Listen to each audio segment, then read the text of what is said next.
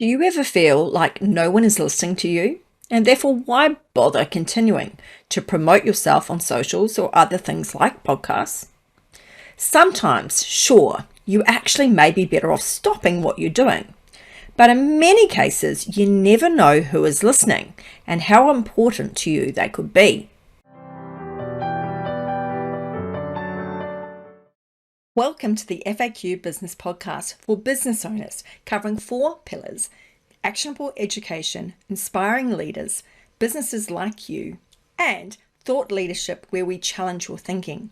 Hosted by myself, Jane Tweedy, I'm founder and lead trainer of FAQ Business Training, where we want to avoid you getting ripped off or ripping yourself off. We'll feature an amazing diversity of guests with lots to educate and inspire you. Let's jump into today's episode of the FAQ Business Podcast. If you're putting out all your content all the time, does anyone actually listen to it? That's how it feels sometimes, right? Especially when we look at our numbers and there's hardly any likes or engagement, or our reach seems quite low. We certainly then feel like, is anybody listening? Is this worthwhile? Unless your reach is crazy low, like only a few people, it is likely that there are people listening. There are people hearing your message, and they are people that want to know about it. I'm Jane Tweedy from FAQ Business Training, host of the FAQ Business Podcast. Yes, here again, solo. Oh my gosh. I have been sick now for 3 weeks. Turns out I had an infection, COVID, and influenza A all at the same time. Woohoo, go me. What a winner. Like anyone, I have thought sometimes of, why do I bother? Is anyone actually listening? Say to my podcast or to my social posts. But the effort of producing quality content and feeling like no one is listening, you sort of just go, is it worth it? Often this is actually more of our imposter syndrome kicking in. We don't have enough validation, and so we think that we are wasting our time, and then that starts spiraling out of control into a situation where we think, nobody cares, what's the point? However, you never really know who's listening or reading.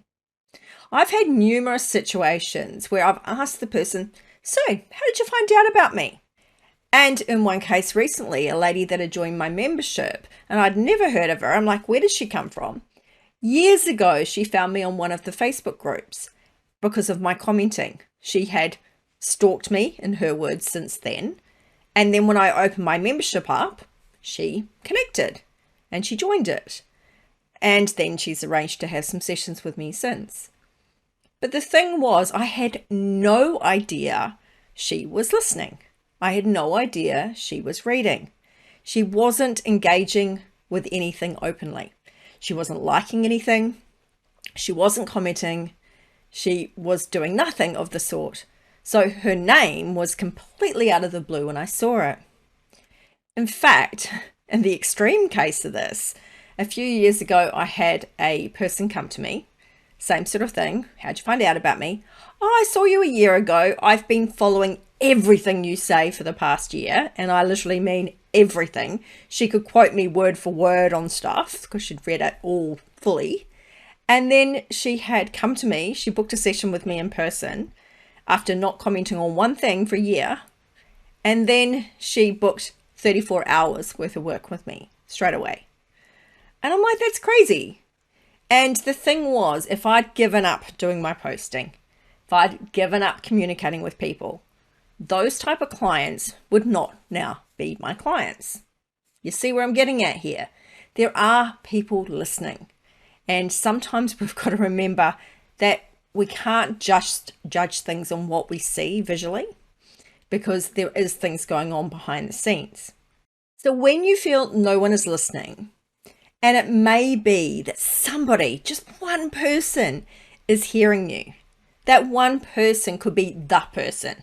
They could be the person that makes a massive difference to your entire life. And I've had a few of these type of connections on LinkedIn. People that I connected with because I worked with them 20 odd years ago, like a long time ago. And when I say work with them, not closely, vaguely. And those people have then had other things happen in their lives as I've had in mine. And our circumstances now are completely different to what they were then. But now we have crossed paths again in our new worlds, if you like, but only because of connecting, reaching out. So do remember, apart from just things like posting on something like LinkedIn, there are two sort of strategies you can have. One is to be sort of open, posting, attracting, connecting with people. The other is to do a more behind the scenes type strategy where you are individually connecting with people. And I do kind of, I suppose, a mixture of that. So I have some sort of openly communicating, and then I definitely have some behind the scenes communication as well. And I'm not talking about trashy sales posts. I'm talking about something's happened to that person. Maybe they're in the media. And I've taken the opportunity to reach out to them and go, hey, saw you in the media the other day. What are you up to these days? Tell me a bit more about what you're doing. And that's then led to an opportunity, which led to another opportunity. Or in another situation, a lady saw me on LinkedIn post about an event I attended. She said, oh, are you in town? And I went, yeah, I am. And she went, oh, have you got time to catch up? Okay. Like I said, kind of a 20-year-old connection or something. And we caught up, and it turned out we had a lot of things that we could potentially link up with, or that she could certainly connect me with, which was fantastic. So I had some things I could offer her to help her out. She had some things to offer me that could help me out, which was perfect. So before you start thinking about cutting anything off, you need to ask yourself some questions. First of all, are you over focusing on the negatives? Are you focusing on vanity metrics? Are you focusing on things that don't actually count? Now, what I mean by that is you might go, okay, I don't feel like I'm reaching anyone. And yet when you go and meet with people, for instance, I've had this recently, a particular event had happened and a whole bunch of people said to me, oh, blah, blah, blah, blah, blah, about the event. And I'm like, oh, so you are looking at my stuff. You are seeing my stuff. Whereas sometimes, like I said, it feels like we're not talking to anyone. It feels like no one is listening. So those are sort of times when we can absolutely see that people are listening because they communicate back to us. They let us know, yes, we saw that post. I saw that. And even on a post the other day, someone was saying their engagement was really low and how could they fix it? And a couple of us sort of said, well, hey, you might find that people are actually listening and engaging anyway. They're just doing it through a slightly different channel. They're opening the post, they're clicking read more. They're not necessarily liking, commenting, etc. And in some businesses, it's really tough. So for instance, one of my businesses that I run is a job search business. When I do actively post in that business, I get crickets because who's going to comment on a public Facebook post? Oh, that was a great tip. That's going to help in my job search when they're secretly looking for work, right? It's just not going to happen. What about if it's something to do with, say, mental health? Or it's a stigma attached to something, or a perceived stigma attached to something. They don't necessarily want to comment. And it doesn't mean that they're not going to engage. And it might mean they engage in a group somewhere, but they may not engage in public. So we've really got to remember, where are they engaging and how? Something like emails, you might have a 30% open rate. But did you know a 30% open rate is actually considered a good open rate? The average open rate across all industries, according to MailChimp, is only around that 21% mark. So if yours is 30, you're actually above the game. It does become a bit of a numbers game. So you need numbers so that people can open it. Then you need numbers for people that might click through and engage, and then the numbers that might actually buy. But what you don't realize necessarily is that those that aren't opening your emails are still getting something out of your emails. And what's that? It's your presence. It's a reminder that you exist. It's a reminder that you're there. And that way, if the person down the track needs your services, what are they going to do? They go, that's right, I've got that person that's emailed me. Who are they? They'll go back and look at their emails and go, oh, that's right, it was this person. And they'll reach out to you. So the thing is, by subliminally being in their emails like that, as they scroll through, they are going to actually reach out to you potentially in the future. So all is not lost just because someone hasn't opened your emails. And I've had that. I've had emails go out where they haven't opened a single email. I've sent an email out about a particular topic or a particular offer I've got, and they jump on it. And they haven't opened anything up in between. It's just because that particular heading attracted them or that particular offer attracted them. So you've got to remember, we don't all jump on everything. And sometimes people are lurking and they are listening. It's just that they're not telling us they're doing that. So another issue with this is strategy and taking action. So if you have no strategy and you're just randomly posting random posts and randomly sending an email, then randomly doing a post on Facebook and randomly putting something on LinkedIn, you're probably going to find you're not doing a very good job. Okay, that's pretty poor execution. So having some sort of strategy in place would be fabulous.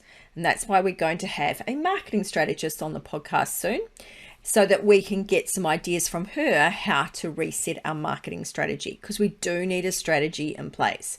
You'll have much better results if you do that. So it may be that you don't need to stop a channel. It just may mean that you need to have a more structured effort around the channel.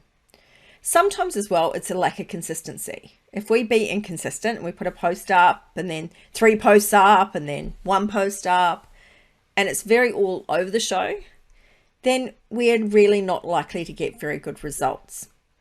The funny one I do find though as well was when I ask someone, well, what's worked for you in the past when you're marketing? And they say, da, da, da. And I go, okay, when did you last do that? Oh, well, not for years. You're like, well, it worked for you before. Why are you not doing it again? So taking action is really important. Having a strategy, number 1. Number 2, taking actions against that strategy to actually put it in place. Then number 3 is, okay, well, how are we actually making sure that the execution is on form? And that we can do through things like insights. So if we're taking actions and they're not delivering results, and by results, I don't just mean things like likes and engagements. I mean things like actual customer calls, actual customer bookings, actual sales, because that's the thing that really counts. Clearly, actual money coming into our bank account. So the wrong tactic, the great example I give of this typically is a new startup business typically will go and produce flyers. It does poorly executed flyers, but it does flyers.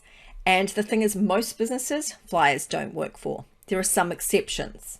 There's the keep up the Joneses type thing. So if you were a landscaper or a lawns guy, for instance, and you are doing a particular house in an area, you might go around and deliver to 20 houses around that area, because they see that person's yard. They see your sign up or whatever.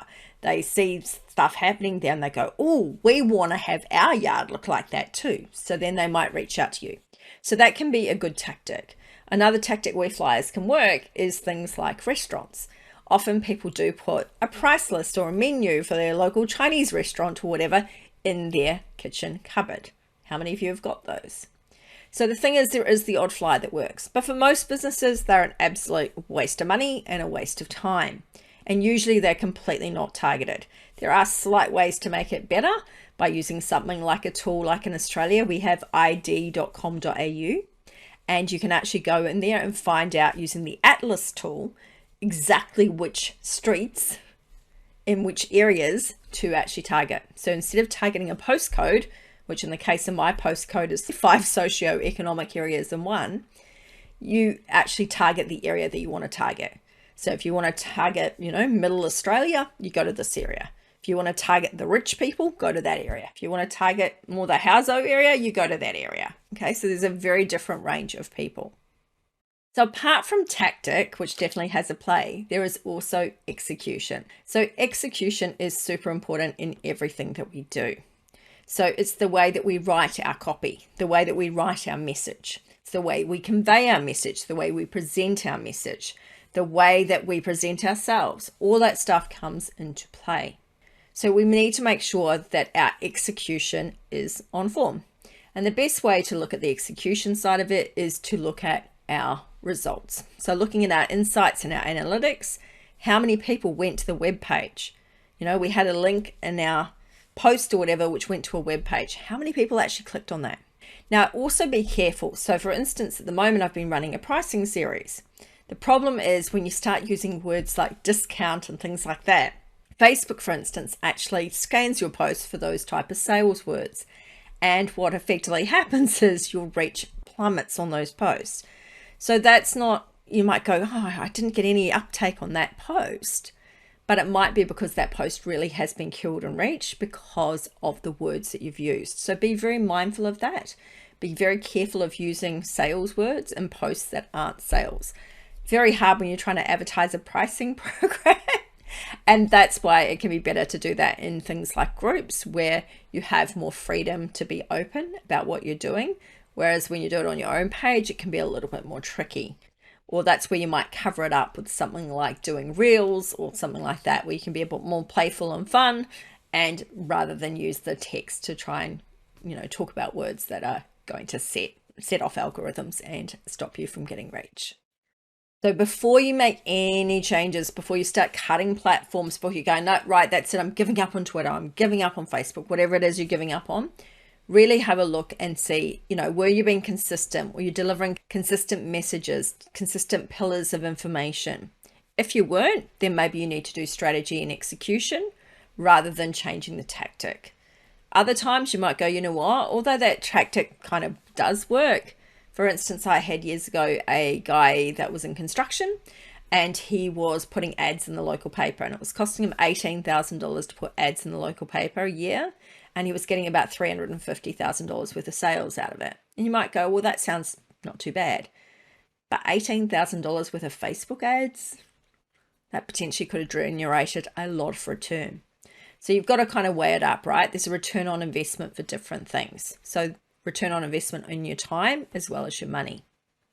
It is okay that when you first started up, you might have heard the Gary V be everywhere or something approach, and you might have implemented it and actually realized that you actually don't need to be everywhere. And as a business entrepreneur, you can't be everywhere. So that's where you might go, you know what, I was everywhere and I really can't afford to be anymore. And that's okay to pull channels that aren't working for you as effectively as others. You still might want to look at a little bit at your execution and things, but you can go, you know what, I can leave some of these channels behind. And obviously would probably go for the lower performing channels for those. But again, make sure you're checking your insights. I've had people on Instagram say, oh, I'm going to cut my quotes. And then they look at their track record and realize the quotes are the things that are delivering them the best rate and the best engagement. So you really got to go, okay, what am I trying to achieve from this?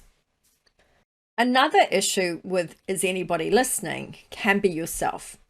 And it can be really that imposter syndrome type stuff creeping in and you thinking that you don't have anything worth saying and therefore why would anyone listen to you? So in this case, I want you to bear in mind that you only need to be more advanced than the people that you're training or the people that you're sharing the information with. You don't need to be a million steps above. And you think about it, if Tony Robbins comes to you in his multi-billion-dollar business or whatever and comes to you and tells you how to run your startup $1,000 business, that's a very big gap. He doesn't remember what it was like to do a $1,000 business. And in fact, there was a show on Foxtel, well, it's been on Foxtel a couple of times, Undercover Billionaire. And really cool because what happened was the original guy went in and who set the concept up, he went and did it himself. So he basically put himself into a town. He gave himself a vehicle, so a ute effectively for an Australian term, so or a truck in American terms. He gave himself a vehicle, he gave himself $100 and a phone with no contacts or anything on it, okay? And he basically had to create, as best he could, $1 million business from nothing. So he had nowhere to live, he had nowhere to food, nothing. That $100 was for everything. And that was really interesting. So he did it the first year and he found a business that had been struggling and he turned it around. But of course, then COVID hit. So he actually did a revisit to it in season 3, or a sort of a different version of it, if you like. And yeah, they had gone backwards a lot. So anyway, it turned out it wasn't just the timing of COVID and things, it was also the management, which he'd put in place and things that had to be changed. So it's quite an interesting show. I'd suggest checking it out. So the second season, instead of him, he had 3 entrepreneurs in it. One of them was Grant Cardone, and there was 2 others. And Grant Cardone is known as the 10X guy, and he's, one of those kind of big rah-rah speakers. Then you had 2 others, one that was very community and very that kind of focused, And then the other one was kind of more of a property investor type. Okay, so each of them had very different ways of making their money and of progressing things. So it's worth having a look at and seeing the way that different people do things, because we all have different takes on the world. And the people that were listening to them was interesting because they had nothing. They had nothing, no social proof, no nothing. They couldn't use their past, if you like, to get them ahead. And they all did pretty well. So it's an interesting thing to have a look at how they did it. But my point was, to remember my point, because hey, brain fog kicking in, was that you don't need to be those people that are so far removed, because particularly Grant Cardone, his particular one was quite interesting watching his journey. He really struggled at times, and at times he got really angry because he just couldn't make those first initial breakthroughs. So, you know, he's telling people all the time it's 10x strategies and blah, blah, blah, blah, blah. But when he had to actually go do it himself, he realized how freaking tough it is when you don't have that social proof behind you. So that's a really interesting one to have a look, that there is that massive gap. So just bear in mind who you're listening from, who you're getting information from, because sometimes that information is not going to be quite right. So I mentioned emails before, and they're really a prime example of maybe thinking that you're undershooting when you're actually not. So as I mentioned earlier, the average email open rate is only 20 to 25%. So it's pretty small, but that 80% of people, that 75% of people that aren't opening them, if they're scrolling through their emails, and even if they're like me, they have a junk email list and that, they'll scroll through them, not necessarily all the time, but you scroll through them and you see those names and you'll see stuff coming up. You'll also get annoyed by stuff that comes up way too often. So don't be doing that to people. But the ones that are just there every now and then, or they're there, you know, once a month or whatever, they're harmless, right? So we don't care about them. We just leave them sitting there. The thing is, if you scroll past that, it's registering in your brain subliminally. So even if you don't actively notice the name, it's going in there. And the thing is, it will help you in the future if you need to refer someone, or if you need that product or service again, or if you need it for the first time. You will remember that, oh, wait a minute, I'm on a list for something. You'll go back to your email and you go, oh yeah, that's right, that's that person. I do that all the time, so I'm sure that you've done it too. So people do go back to old emails and things. So just because they're not opening your email up today doesn't mean that they're not opening it. And even like the other day, and this is some marketing strategies tell you to do this, they say, get rid of the dead weight in your email list. But the thing is, are they dead weight? So as a, for instance, I have had some things I've bought. So one is acoustic foam that I used for creating sort of walls around my recording area in the garage because it was very echoey. But I've got leftover bits that I actually use for my podcast and things. So I put them against my microphone and that, just a floating piece of foam. But I haven't had a need to buy anything else AV type related. Since then, I bought a microphone, I bought these foam panels, bought a lapel microphone and stuff, but that's it. I haven't bought anything else. So I have no need to actively buy it. But I haven't taken myself off the email list. I could do and then redo it later maybe. But part of me just goes, okay, because it just reminds me every now and then to think, do I need anything? So it does sort of trigger me to think about it, but then I just push it aside and don't worry about it. But they actually sent me a note the other day and said, oh, look, if you don't respond, we're going to break up with you kind of attitude. And I thought, it's kind of aggressive in some respects, because it's like, well, you can choose to do that. But they actually did like an automated type thing. And then they also did the chief exec or whatever send out an email. And anyway, I replied to that email and I said, look, FYI, you know, I don't have much need for AV stuff. And the thing was, he goes, oh, well, then the email that we sent out, the automated one, can you, click that to say that, oh, you're happy to receive them or not? But the point was, I don't really care either way if I'm on or off the email list. So if you don't want me because I'm not active enough, take me off it. I really don't care. So that was an interesting one. So just bear that in mind. Again, how often or how long someone might have a lead time to your product or service. Do they have a need to buy AV equipment every day? Probably not. So just bear that in mind, that if you cut off the email list because the gurus tell you to, that maybe your email list is something that people would only buy every 2 or 3 years anyway, like something off your stuff. So if you cut them off because they haven't been active for a year, that's probably not a clever idea. So do make sure you always consider your business when you're looking at things like, am I going to stop sending emails, or am I going to cut people off the email list? Because in that case, I don't think it's very clever. Sure, I haven't bought anything for the last year or two, but I haven't needed to. Doesn't mean I won't in the future. So before throwing in the towel, before getting frustrated and really asking yourself, is anyone listening? Really look into whether they are. So look at your analytics, look at your insights from your social media and things, and actually see whether you're actually getting clicks through to your website. Are you actually making sales? When you speak to people, do they mention something that you put online only? Did that come up and they've mentioned it? Because if it did, think about where they got that from. They got that because they listened. So they are listening. Even recently, I found out that so many people were, because so many people mentioned something that I'd mentioned online. And I was amazed. Every single person was asking about it and going, oh, so blah, blah, blah. And I'm like, that's the only way they could have known about it, was through me telling them online. So although sometimes you really feel like you're not getting the cut through, you really feel like you're talking to no one, you might be pleasantly surprised that you are actually talking to someone. And you never know if that someone is your next someone that will make a huge difference to you and your business. I'm Jane Tweedy. Thank you for listening in again to the FAQ Business Podcast.